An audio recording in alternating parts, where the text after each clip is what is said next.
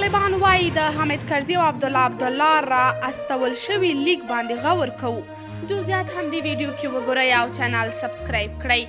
افغانستان ته د افغان سیاسونو د بیرته ستنېدنې او یو شمېر نورو مسایلو په اړه د طالبانو مشرانو ته د پخواني ولسمشر حامد کرزي او د مخکیني حکومت د ملي مصالحې د عالي شورا د رئیس عبدالله لیک.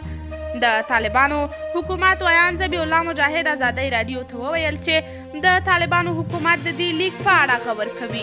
مجاهد وویل هره مشوره چې موږ ته ورسیږي موږ په غور کوو.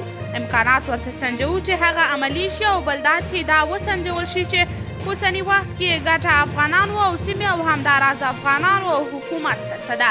انشاءالله وبه سنجول شي که خیر پکې و عملي وشي. قدرمنو لیدونکو تاسې یې په هکله څه نظر لرئ؟ په دې اړوند خپل نظریات له موږ سره په کمنټ کې شریک، ویډیو لایک او چینل سبسکرایب کړئ.